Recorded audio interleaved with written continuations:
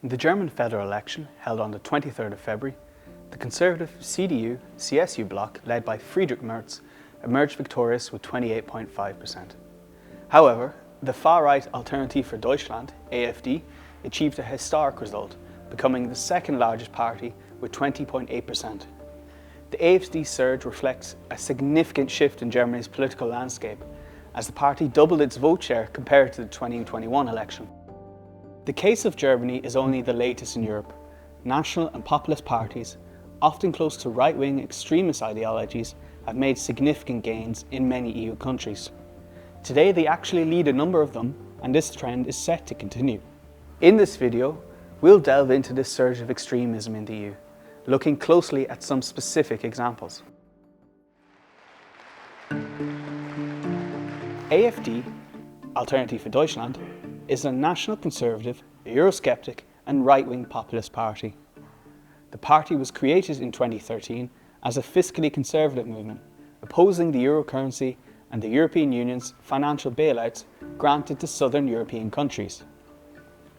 The party criticises Germany's role in supporting indebted economies like Greece and Italy, and advocated for Germany's reintroduction of the Deutschmark. Following the European migrant crisis in 2015 and the large influx of refugees in Germany, the party transformed.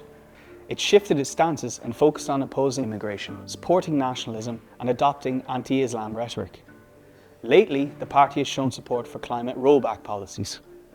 In 2017, AfD managed to enter the Bundestag, and by this year's election, it became the second most voted party in the country. It's going to become the largest opposition party to the next German government. The case of AfD is the latest example of how far-right parties have surged in the polls of many EU countries. For example, far-right parties lead government coalitions in Italy, Hungary and the Netherlands, and support the governments in Sweden and Finland. In a hypothetical election, far-right parties would win most of the votes in France and Austria, and they would arrive in second position in at least 5 other member states. There's also the case of Croatia and Slovakia, where national populistic ideas that we often associate with the far right are brought forward by parties and leaders that are allegedly left-leaning. In Slovakia, the conservative left-wing party SEMER of Robert Fico is leading the government. In Croatia, the populist president Zoran Milanovic has been recently re-elected. Germany and Italy also have their version of movements that can be included in the so-called conservative left: the Alliance for Sarah Wagenknecht and the Five Star Movement.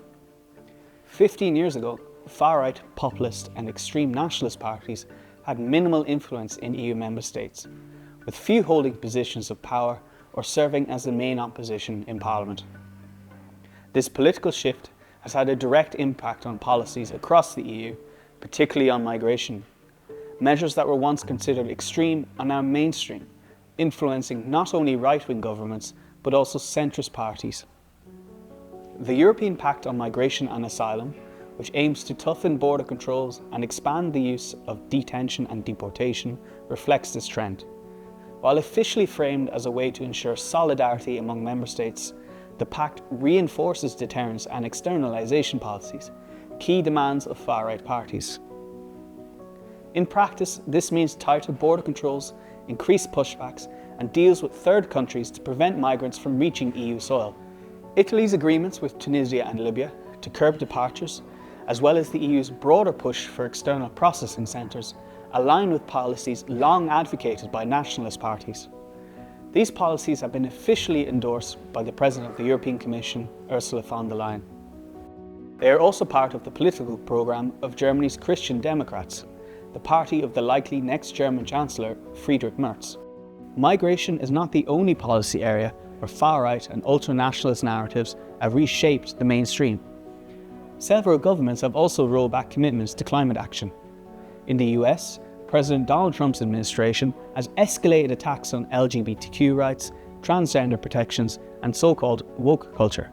Speaking at the Munich Security Conference, US Vice President J.D. Vance has clarified that the administration wants to push the same backlash in Europe, emboldening movements that support it. To sum up, the rise of far-right, populist and ultra-nationalistic parties has deeply influenced the EU's overall policy direction.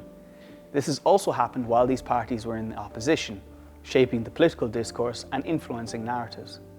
This trend is now likely to continue, with these parties growing influence and under the sway of external actors like the US White House. Will the more moderate and mainstream parties manage to counterbalance this trend? Follow the European Newsroom for more.